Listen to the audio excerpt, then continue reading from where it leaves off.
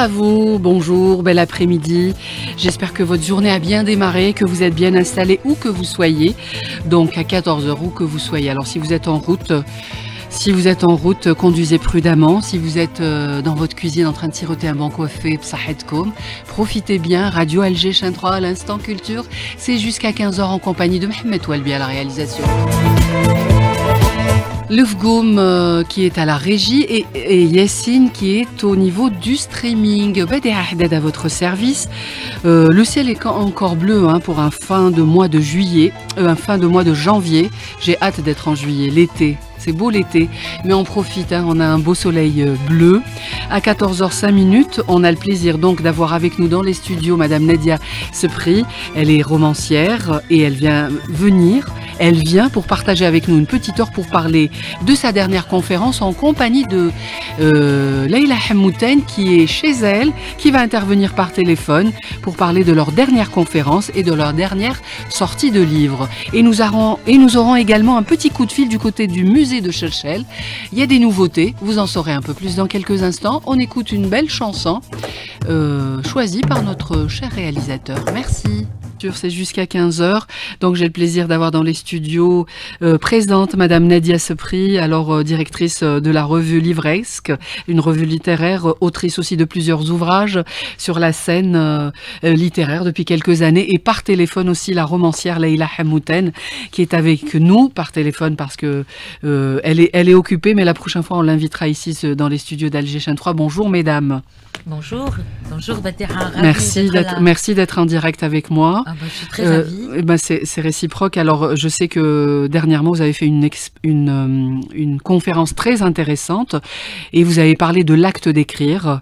Alors, on va essayer d'expliquer. Est-ce que on essayerait peut-être d'expliquer ce que c'est l'acte d'écrire? Est-ce que c'est le fait d'écrire des ouvrages, mais c'est tout autre chose l'acte d'écrire, Nadia Sepri. Absolument. D'ailleurs, lors de ma conférence, puisqu'il est question aussi de cette rencontre de la sublimation des souffrances humaines, moi j'ai abordé un axe très important et très cher pour moi, qui est la sublimation des souffrances humaines, mais aussi le style d'écriture, la beauté d'un texte. Oui. C'est-à-dire, je disais qu'on peut tout écrire, la laideur, le grotesque, le moche, la souffrance, les pleurs, la mort, mais sublimer cela par une beauté de l'œuvre, c'est-à-dire rehausser, transcender même, je dirais même la transcendance. Voilà, on va parler de transcendance. Le transcendance qui n'arrange pas beaucoup de monde, mais moi j'adore la transcendance et l'élévation.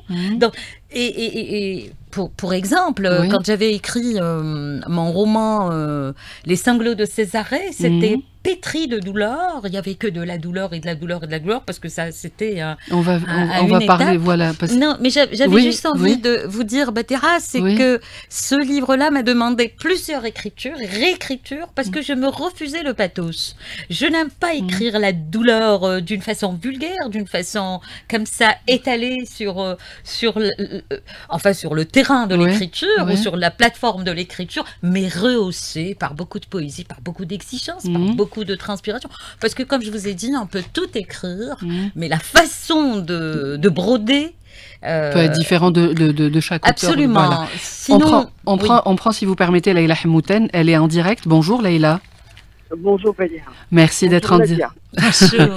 Alors, est-ce que l'auteur, est-ce que toujours il dresse dans son œuvre littéraire son portrait, l'auteur, Leïla Hammouten? Non, en vérité non. Je pense que on n'écrit pas soi en premier, même si ces écrits passent à travers soi. Il y a d'abord dans l'écriture, il y a d'abord des étapes. Et nous avions d'ailleurs, Nadia et moi, retenu des axes de...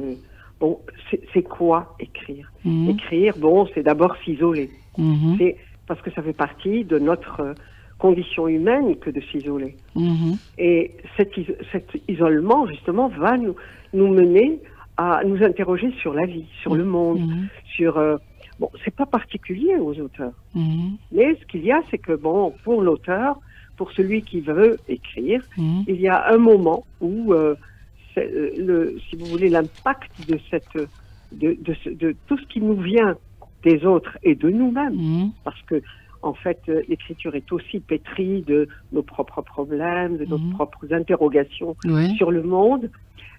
Donc, il y a un moment comme ça où on a envie de mettre sur papier cette interrogation que nous avons de ce qui nous arrive. Et j'avais donné comme exemple, en ce qui me concerne, l'exemple des années 90, donc juste avant que nous rentrions dans le cycle de violence du terrorisme. J'avais vu, personnellement, j'avais vu ma société changer, tellement changer que l'interrogation avait été trop forte. J'avais envie de partager. C'est à partir de là que vous vous êtes mise à écrire, Leïla Hamouten? Absolument. Oui, parce que vous êtes enseignante de langue française, je me rappelle, et après, c'est cette période-là qui vous a donné envie d'aller vers l'écriture. Absolument. Bon, même si j'ai été toujours, parce qu'en réalité, il y a toujours un aller-retour entre la lecture et l'écriture, et si l'écrit des autres m'a tellement intéressée, ça m'a donné aussi, au moment où j'en avais besoin, c'est-à-dire mon interrogation sur ce qui nous entoure. Voilà, sur ce qui nous entoure. Et à l'époque, c'était donc ces changements si énormes dans notre société. Eh bien, ce jour-là, j'ai eu vraiment envie de me poser et de poser aux autres. Et de passer à l'acte d'écriture. Alors, mesdames, c'est une question pour vous deux, Nadia Sepri et Leïla Hamouten. Quelle est la sincérité d'un auteur et quel travail sur soi-même exige l'écriture? Qui veut s'y coller? Nadia Sepri, après pour vous, Madame Hamouten. D'accord. Allez-y. En fait, je suis d'accord avec Leïla quand elle dit il y a une part de l'auteur, mais parfois l'auteur, il peut raconter ce qu'il veut. Il n'est pas juste interpellé par, en tout cas pour ma part, il n'est pas juste interpellé par la société ou par le quotidien. Il peut remonter très loin dans l'histoire de l'humanité. Il peut raconter un roman historique d'un personnage, comme actuellement je travaille sur le 7e siècle, et pour moi c'est très, donc c'est une époque que j'ai pas vécu et j'ai envie un petit peu de réfléchir cette époque, comme il peut partir dans comme la symphonie des 7 nuits. En fait, c'est pas un présent que j'ai connu puisque je parle d'une date qui est dans le futur. Donc c'est une dystopie dans le futur et donc tout dépend de ce que nous avons comme inspiration du moment. Parfois, vous savez, vous êtes dans une solitude intime, propre à vous, puis vous avez envie de raconter votre solitude tout en vous inspirant des bouts d'histoire autour de vous, ou alors autour de vos lectures dans le passé, ou dans le futur, parce que vous avez la crainte du futur, et le futur, vous ne savez pas ce qu'il vous promet, et donc vous êtes là, comme je vous ai dit, puisque vous avez la symphonie des 7 nuits, moi je raconte quelque chose qui va arriver dans le futur. Et donc vous vous projetez. C'était difficile pour moi parce qu'actuellement il y a la AI, il y a, bien sûr. La technologie qui nous avance. perturbe un peu. Donc je ne sais pas dans demain des de quoi décennies sera à fait. venir, de quoi sera fait demain. Le rôle de l'être en fait, parce que la AI avance beaucoup. Et l'humain dans tout cela. L'humain dans tout cela face à la AI que nous interrogeons, pas plus tard que tout à l'heure avant d'arriver. Je posais des questions. Des questions. Moi, j'ai du mal, je sais pas. Moi, je lui pose pas trop de questions. Moi, je vérifie. D'accord. Par contre, je pose beaucoup de questions sur des questionnements parce que c'est une encyclopédie qui vous aide. Oui. Alors, Leïla Hamouten, pour vous, la sincérité d'un auteur et quel travail sur soi-même exige l'écriture? D'abord, il y a justement si on parle, par exemple, du fait d'interroger le monde, mais au travers de sa sensibilité, de sa façon de vivre en fait les événements. Bon, on est heurté évidemment à l'histoire, que ce soit sa propre histoire et l'histoire de ceux qui nous entourent et de son propre pays. Là, on a effectivement une prise en charge pour soi-même. C'est une prise en charge de l'ensemble du monde, de l'histoire, de sa propre histoire.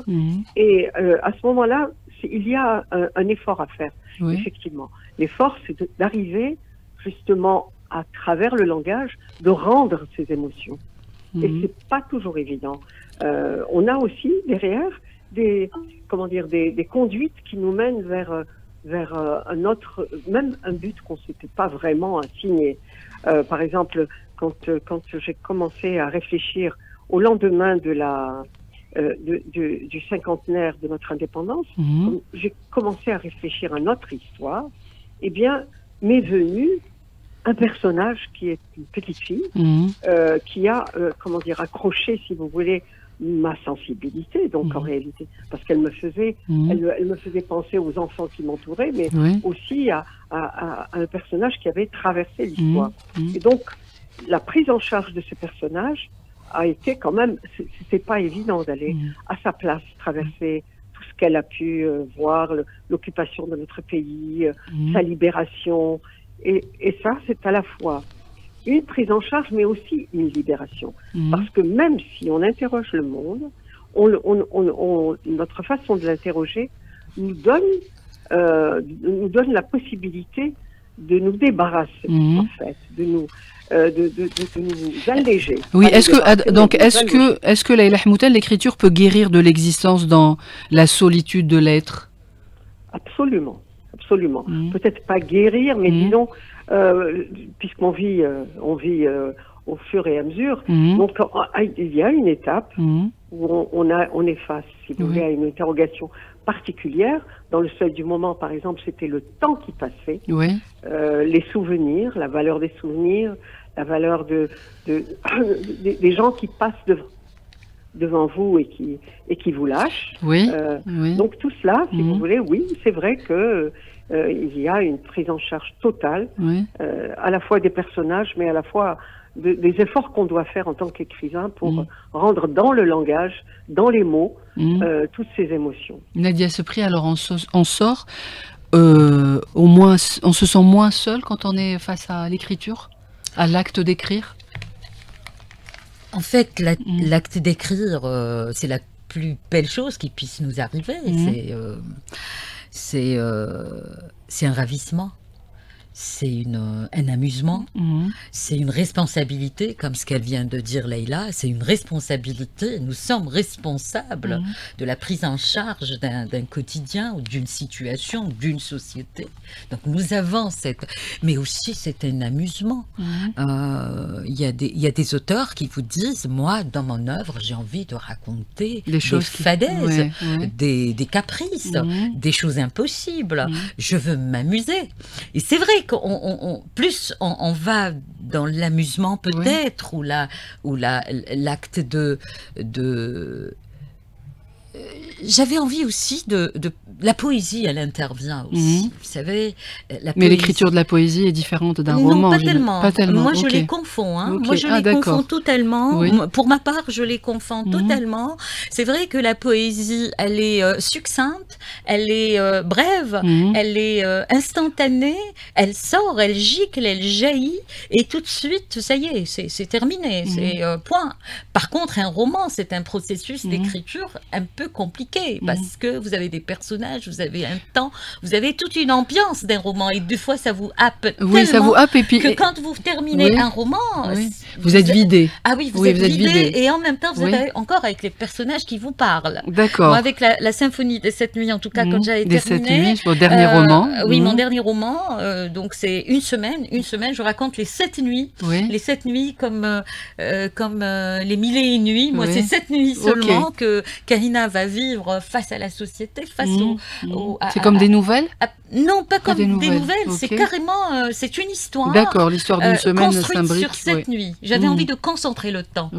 Autant je voulais partir à une date dans le futur, mais j'avais envie de faire un condensé de temps et de raconter le temps comme ça de 7 nuits, mais toute une vie en fait, parce que je revenais au passé, je revenais à un passé lointain, des aïeuls, des mortes, des femmes qu'on a envie de ressusciter, des grands-mères, etc.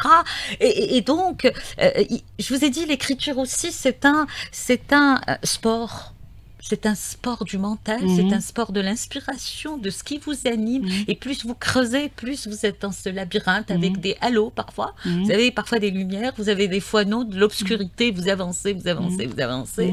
Mais c'est la plus belle chose qui peut nous arriver. D'accord, et on se sent moins seul avec ces personnages. Mais d'où vous ramenez toutes ces inspirations, toutes ces histoires? Comment ça se passe? Comment peut-on se nourrir, Leïla Hmouten, pour sortir un roman? Est-ce que c'est votre quotidien, c'est votre entourage, c'est votre vie de tous les jours? je vous ai donné des exemples.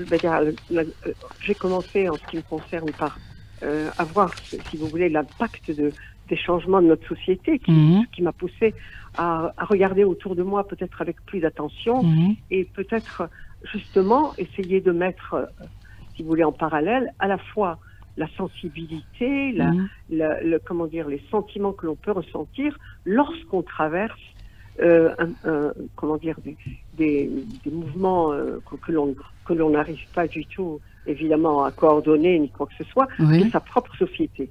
Il y a ça.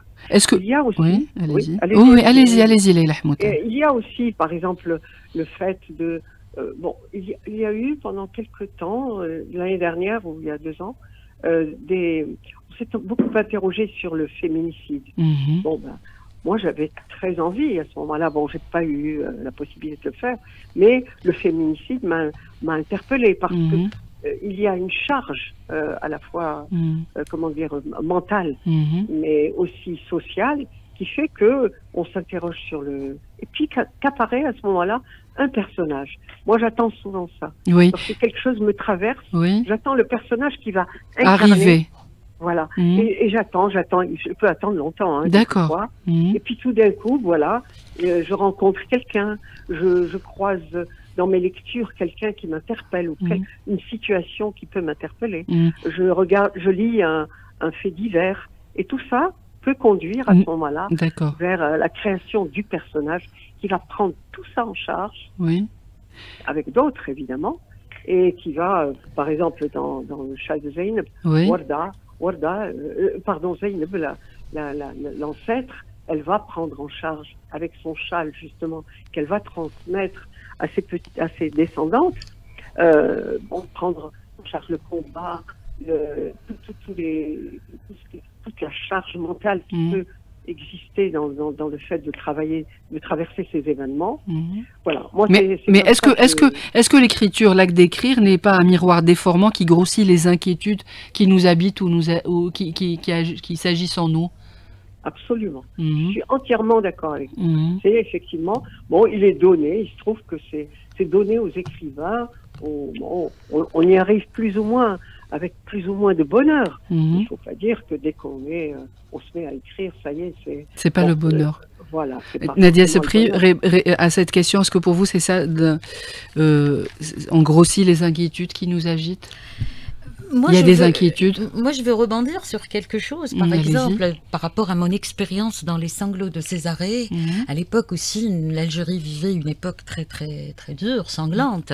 Et je devais faire un reportage pour un journal. Avant la création en fait de Livresque, un journal. Vous étiez journaliste culturel. Absolument. Vous avez eu plusieurs casquettes. Et là, je devais faire un reportage sur Cherchel, le musée de Cherchel, et ce passé. Moi, je m'intéresse beaucoup au passé et tout ce qu'il y a dans les musées, etc. Ça m'interpelle aussi en écriture. Et je me souviens, j'avais rendu mon papier sur la région de Cherchel, donc Césarée, et je rendais ce papier et j'avais l'impression que j'avais trahi mon travail parce que j'avais envie de raconter les personnages et de créer des personnages. En fait, c'était pas mon premier roman, j'en étais à mon 3e ouvrage, Les sanglots de Césarée. Et puis j'avais continué à raconter les Bellambras, c'est magnifique, les arbres des Bellambras à Cherchel, le musée de Cherchel, Cléopâtre Sélénée, Juba II, tout ce passé algérien de Cherchel et de Césarée m'a interpellée, donc je crée mes personnages, et bien sûr comme nous vivons une étape très difficile de l'Algérie, la décennie noire, et donc j'ai campé mes personnages dans cette beauté. Donc à partir de la laideur qui est la violence sans limite que nous avons vécue, que nous avions vécu à l'époque, j'avais créé des personnages pas pour rendre, je ne sais pas ce que je devais faire, mais en tout cas j'avais envie de continuer ce reportage que j'avais fait pour un autre journal. C'est parti de là. C'est parti de là. Je reviens aussi à la symphonie, par exemple, la symphonie des 7 nuits. Je me souviens, j'assistais à une conférence de Anouar Ben Malek qui parlait de la mort de sa mère. Et je regardais un écrivain qui racontait la mort de sa mère dans un roman. Tu ne mourras plus demain, je crois que l'ouvrage s'appelle comme ça. Et à l'époque aussi, j'assistais à cette conférence, mais je l'interviewais aussi pour cet ouvrage qui m'avait marqué, que j'avais lu. Ma mère était vivante à l'époque, je connaissais pas, mais j'avais senti le poids de la douleur de perdre sa mère, d'avoir gâché pas mal de détails d'une vie normale, et après la mort, on encaisse le coup. Donc je voyais ça chez Anouar Ben Malek, et moi je savais pas que ce rendez-vous là aussi, vous allez la voir, que j'allais le vivre. Et je me souviens, ma mère, quand elle était, elle est partie, j'avais ce roman de Anouar Ben Malek qui était très fort dans mon esprit. Et dans la symphonie des 7 nuits aussi, il y a la mère de Kahina, en fait, qui pleure sa mère. Mais en vérité, ça, c'est ma douleur à moi. Elle est intense. Et ce rappel du passé, quand elle me tressait mes cheveux, etc. Donc, c'est pour ça que je vous ai dit... Il y a des morceaux de nos vies à travers il y a des bouts de vie, il y a des bouts de les vôtres, ceux des autres. Il y a des bouts d'interrogation. Et surtout, moi, je pense, dans mes romans, en tout cas, il y a surtout des questionnements. Il n'y a pas de réponse. Je n'ai pas de réponse. D'accord. Et c'est pareil pour vous, Leïla Hmouted, questionnement. Ça serait ma dernière question. On va pas trop vous fatiguer. Questionnement, effectivement, mais comme le dit si bien Nadia, non, pas de réponse.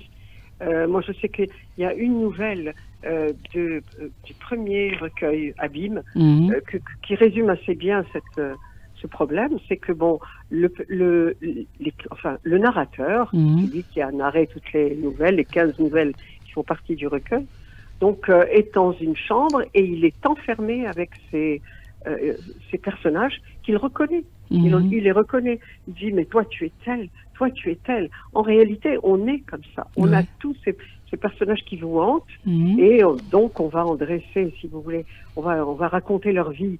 On va raconter, parce que eux apportent avec eux si vous voulez, toute une richesse qui est justement qui émane d'eux. Mais pourquoi, permettez-moi Madame Hmouten, pourquoi on fait ce que nous ressentons, enfin ce que vous ressentez vous les autrices et les auteurs, vous le portez par une autre personnalité? Pourquoi on n'est pas dans sa propre histoire? Dans la biographie. Dans la biographie, ça c'est parce que c'est une autre façon d'écrire? Oui, c'est une autre façon d'écrire. Et puis par exemple, en ce qui me concerne, j'ai pas vécu.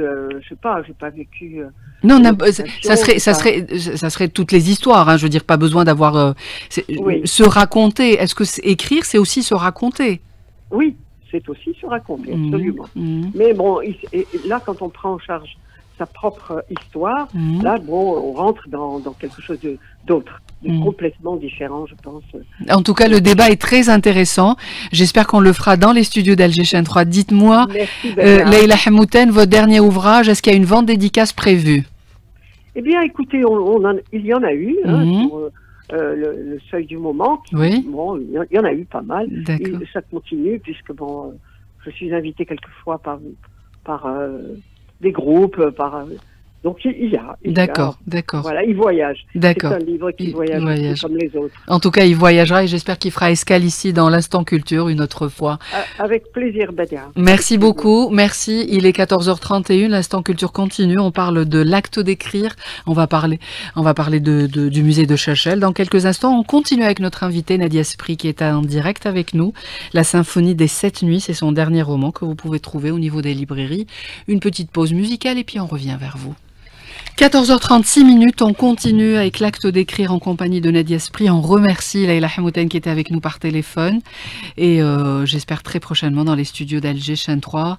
Chaque mardi, on essayera de faire des sujets autour de la littérature.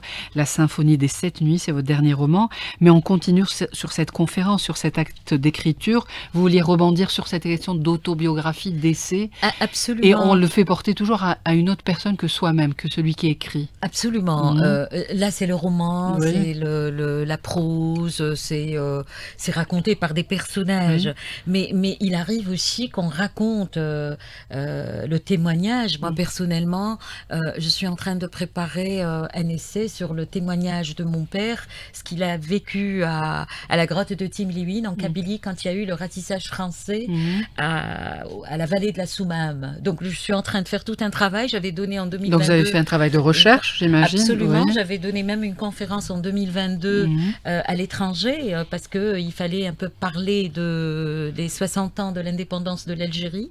Et donc j'avais présenté une conférence qui s'appelle La chose publiée ne suffit pas. Tout à fait. Donc je travaillais sur les textes de Amrouche, de pas mal d'auteurs qui ont écrit le passé colonial.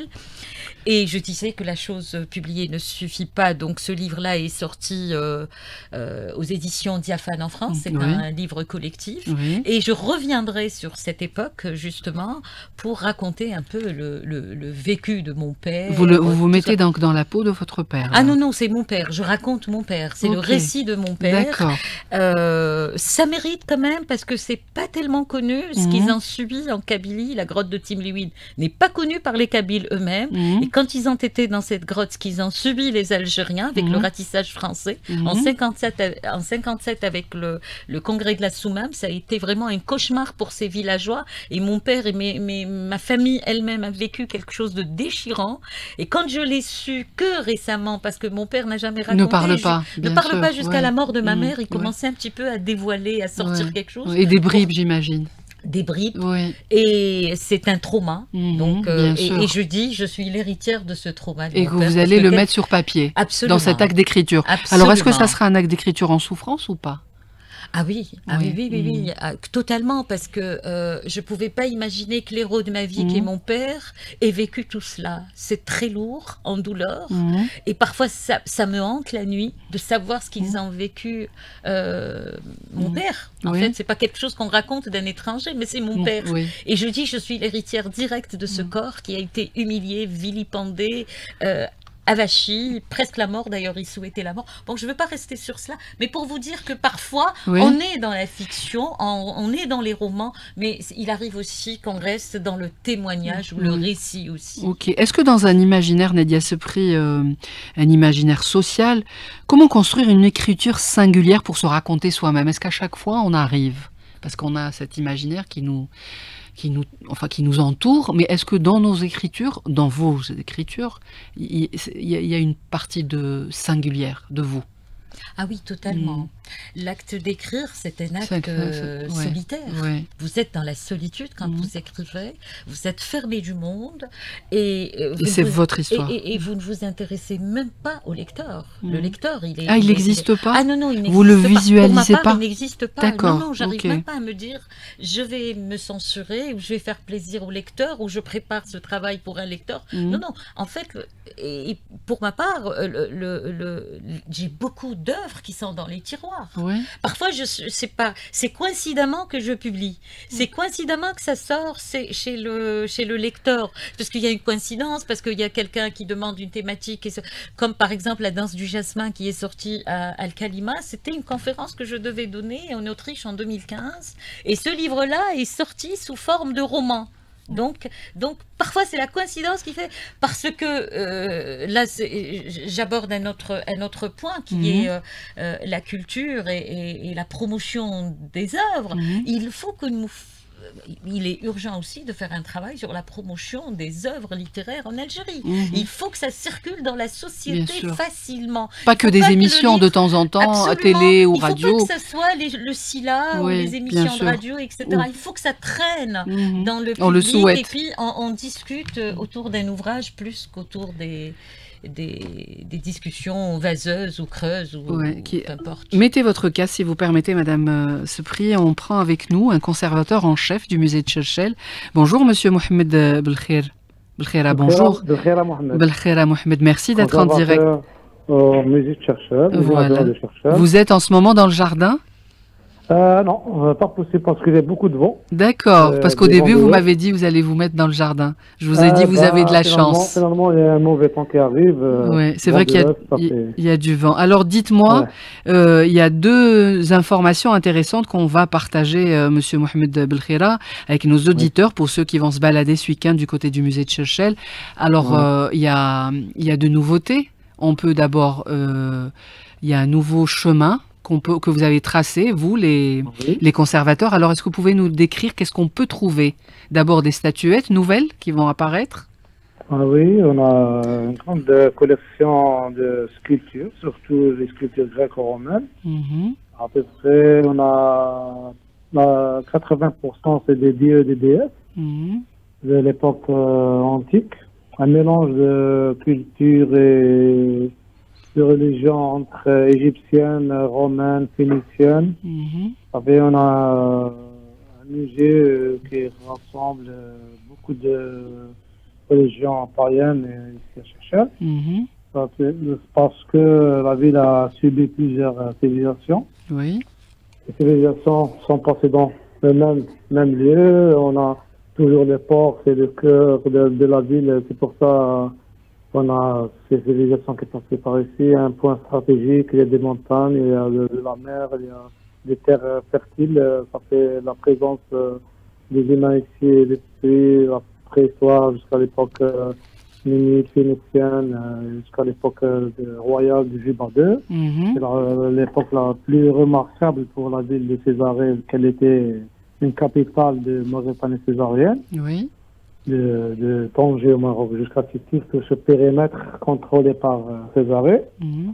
parmi les premières capitales Et il y a de aussi l'Algérie. il y a aussi un nouveau tracé.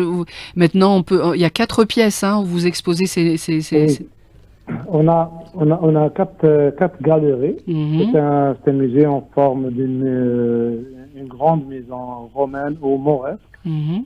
Ça fait une maison. Au milieu, il y a un patio. Ce patio entouré par 4 galeries. Oui. Ces galeries, on a des collections exposées par thème. Et dernièrement, on a fait des thèmes. Le premier galerie, bon, c'est le début, c'est la fondation de la ville. Et après, on a la galerie de la famille royale jubienne, où on trouve Juba II, Cléopâtre Sélénée, son fils après Pauliné. Après, on passe par la galerie d'éléments. Il y a beaucoup d'éléments d'architecture qui décoraient les palais des Juba II. C'est des éléments d'architecture, surtout comme des pièces, des colonnes en forme humaine. On a des chapiteaux, on a des coins de théâtre. Ça fait tout ça pour la deuxième galerie. On passe jusqu'à la fin de la galerie. On a la galerie de religion orientale. On a le Cybèle et quelques pièces égyptiennes, d'origine égyptienne, avec des hiéroglyphes, trouvés ici à Cherchel. Et on passe dans l'époque impériale, on a quelques pièces maîtresses. On a déjà plus de 4 pièces très très célèbres au musée de Cherchel. C'est le buste d'Auguste, un grand buste impérial, cuirassé dans le musée. On a le buste d'Apollon de Cherchel, parmi les plus beaux méditerranéens par rapport à la qualité de marbre et l'état de conservation. Et on a le Hercule, un dieu, un demi-dieu dans la mythologie. Tous ces œuvres sont déposées dans la campagne algéro-allemande qu'elle a commencé dans 2008 jusqu'à 2022. Pendant 14 ans, on a travaillé pour mise ces œuvres de valeur sur des socles antisismiques. Ces socles antisismiques, on a 2 socles antisismiques avec un mécanisme, nouveau mécanisme à l'échelle nationale. À l'échelle nationale, c'est un mécanisme mécanique antisismique, et on a d'autres mécanismes simples, mais l'essentiel que s'il y a un tremblement de terre, on n'a pas de choc, ça reste stable. Ouais. Et on a d'autres collections, surtout la mosaïque, et les stèles. Monsieur Mohamed Belkhira, il y a aussi une nouveauté par rapport au code QR. Est-ce que vous pouvez nous l'annoncer en direct? Oui, par rapport au notre département de recherche ici au Musée national de Cherchel, on a proposé de faire des QR codes pour faciliter au public de lire des informations sur chaque objet. Ce qui passe, tu peux scanner le QR code et tu as des informations sur votre mobile. Et on a un QR code dans l'entrée du musée pour aller jusqu'au site du musée ou la page Facebook du musée. Ça fait, on utilise les nouvelles technologies et la numérisation pour promouvoir ce patrimoine. D'accord. Eh ben, en tout cas, c'est une bonne nouvelle. Merci beaucoup. Est-ce que vous voulez rajouter... Donc, vous êtes ouvert même le week-end, hein, rappelons-le, oui, Monsieur Mohamed Belkhira. Oui, le week-end, c'est notre équipe qui reste toujours dans les permanences. Dans le vendredi, le samedi, on a une équipe de conservateurs et des attachés de conservation, même des attachés de restauration. Ça fait, on a un rôle de tour pour recevoir les délégations officielles et recevoir les visiteurs locaux et étrangers. Et le week-end, les gens prennent la route. Hein, donc, si vous êtes... Ah oui. La plupart sort de l'ordinaire, surtout la capitale n'est pas loin de Cherchel. Voilà. Tout le monde veut en tout cas, je souhaite que le musée de Cherchel se remplit de visiteurs et de visiteurs. Merci beaucoup, Monsieur Mohamed Belkhira. Pas de quoi. Voilà. Bienvenue au musée de Cherchel. Merci beaucoup. Je rappelle que vous êtes conservateur en chef au musée de Cherchel. Merci pour votre intervention. Vous aimez le musée, Nadia Sepri de Cherchel? Vous faites un tour de temps en temps? Alors, ça vous a même inspiré, je dirais. Complètement. J'étais contente de voir ces coïncidences de l'écriture, justement, puisque mon roman, les sanglots de Césarée, ça raconte mon personnage qui est Lina, donc elle est archéologue et elle travaille au musée de Cherchel, et au moment où rien ne va dans cette Algérie de cette époque, parce qu'on est les années de violence, donc elle va se consoler par les vestiges que l'Algérie a connus de notre terre, combien cette Algérie était ancienne dans le temps,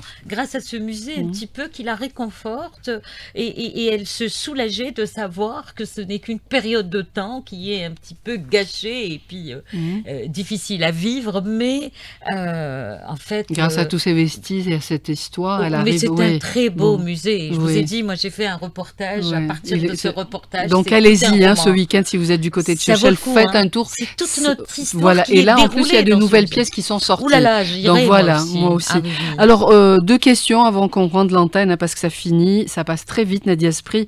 Est-ce que toute narration n'est pas déformation dans vos ouvrages, dans vos livres? Évidemment, c'est brodé. C'est brodé, c'est tissé. Vous brodez bien? Ah oui, ah là là, la broderie par les mots, c'est merveilleux. Est-ce que c'est mettre des superlatifs beaucoup? Est-ce que c'est... Quand on écrit, que ça part comment? La symphonie des 7 nuits. D'abord, même le chou. Vous savez, c'est comme un souffle. Oui, bien sûr, je dis. C'est comme un souffle, c'est comme un rêve, c'est comme une odeur d'une rose, c'est comme tout cela. C'est comme tout cela, vous voyez.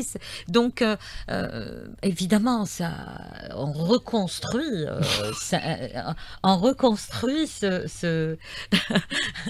reconstruit, voilà, un rire, par exemple, voilà, un éclat de rire. Voilà, vous avez quelqu'un qui me perturbe au casque. Et c'est ça, donc l'écriture, c'est on reconstruit ce rire, voilà. Mon personnage va rire de cette façon, mais je le rebrode. C'est rebroder, c'est retravailler, c'est reconstruire, c'est refaçonner, c'est esquisser en fait. Évidemment.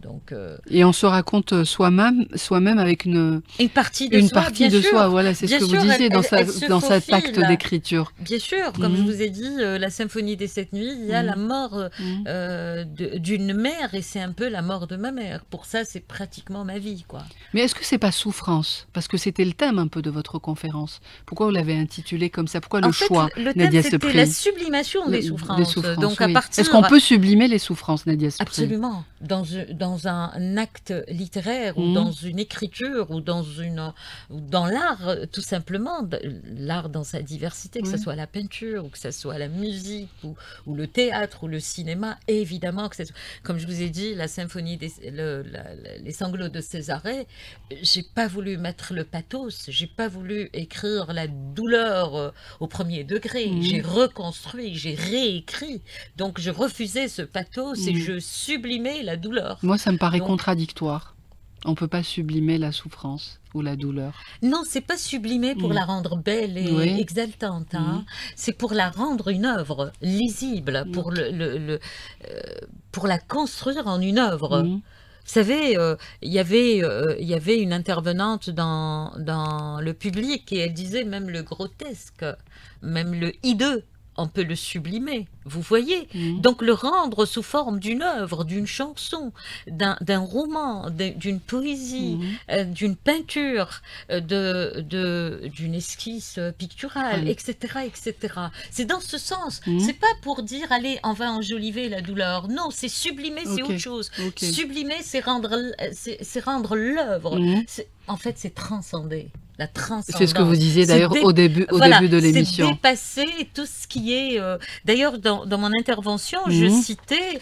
Il y a quelque chose que vous vouliez partager avec nos auditeurs, un petit passage, Nadia Sepri, un petit passage. Avant la fin de l'émission. Il est 14h52, après j'ai juste une question. Alors, j'avais envie de lire la Symphonie des 7 nuits, la page 13, et là, je dis...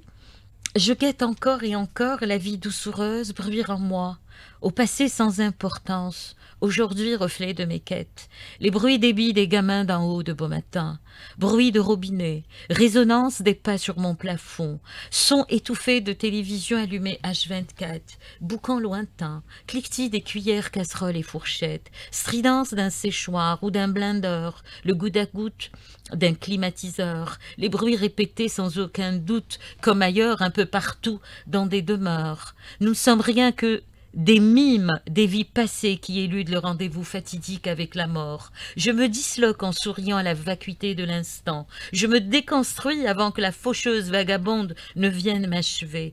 Toute une vie pour un tel constat, l'être périssable, l'agonie, l'âme consumée par le tintamarre des choses dont on ne peut se passer, pourtant si conditionnée. Très beau. Voilà, c'est ça que j'appelle sublimer.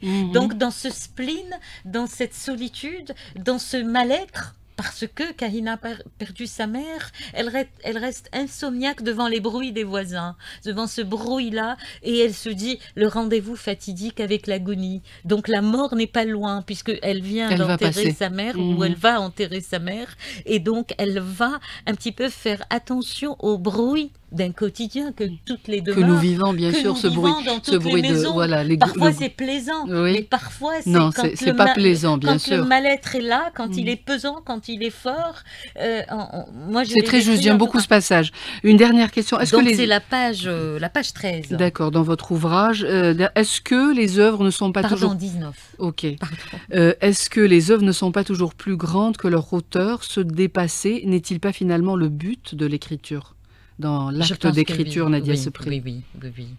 Vous savez, quand vous résumez un livre, quand vous racontez votre roman, vous ne savez pas le raconter. Vous avez beau choisir les meilleurs mots, vous avez beau broder des mots autour de votre ouvrage, l'œuvre elle-même est plus capable de raconter. Elle nous dépasse. Elle dépasse en tout cas ce que vous dites sur votre travail. Tout à l'heure, j'avais envie de faire aussi un petit coucou à Leila Hamoutan, le châle de Zeynep, ça a été mon coup de cœur en 2015. Et la façon de raconter l'aïeul, la femme témoin de son temps, et puis la petite fille qui va, la troisième génération, donc qui arrive et qui va, ça a été un moment exquis de l'œuvre. Et écoutez Leila Hamoutan parler comme ça, bon, il faut rentrer dans l'œuvre de Le Châle de Zeynep pour savoir un peu la densité de l'écriture, la beauté de l'écriture. Donc l'auteur, il a beau raconter son roman, il va le raconter, mais il va le trahir quelque part parce qu'il ne saura pas raconter comme les mots choisis à l'instant choisi de votre écriture. Voilà un petit peu pourquoi. Ça veut dire même si les autres le résument à leur façon, donc chacun fait Dans l'acte d'écriture, vous êtes l'autrice, vous l'avez écrit, mais si l'autre fait un résumé, donc le lecteur, il peut le faire comme il veut, ce résumé, comment lui le voit. Absolument. En tout cas, quand je travaille, enfin livresque, j'avais toute une équipe de critiques littéraires qui faisaient des articles sur des livres. Parfois, j'étais pas d'accord sur certains axes d'une critique littéraire qui le font. Moi, j'avais pas perçu comme ça, mais je laissais puisque la signature appartient aux journalistes. Mais j'étais pas d'accord. Donc parfois, je me rattrapais dans l'éditorial pour dire que ma lecture de telle œuvre, je garde quelques phrases et vue autrement. On est moins seul, on n'est pas seul quand on est dans l'écriture. Il n'y a pas de solitude. Je ne suis jamais seule avec ma solitude, avec ou alors mon livre. On est trop seul. Ça dépend. Ou on est seul et on crée des personnages et on vit avec ces personnages dans sa solitude. Mais les personnages, en tout cas, vous accompagnent. Mais l'humain, le voisin, la famille, ce qui vous entoure n'est pas intéressant quand vous êtes dans l'acte d'écrire. Merci beaucoup pour l'instant culture. Un pur bonheur, Badiha. Merci beaucoup, Nadia Sepri, la symphonie des 7 nuits parue Elle de minuit et Autopsie d'un temps. Merci de continuer d'écrire et de nous faire plaisir, parce qu'il est difficile cet acte d'écriture. Je suis presque sûre. Lisez, s'il vous plaît, amis auditeurs, lisez. Voilà. Ne faites pas semblant de lire, mais lisez. Écoutez, on fera à chaque fois dans l'émission de l'Instant Culture des émissions autour de la littérature. Merci d'être venu. Voilà, c'est fini. L'émission tire à sa fin. Elle est en streaming à partir de l'après-midi. Vous pouvez la trouver sur YouTube. Moi, je vous donne rendez-vous à partir de dimanche pour un autre sujet de l'Instant Culture. D'ici là, prenez soin de vous. Yamnash.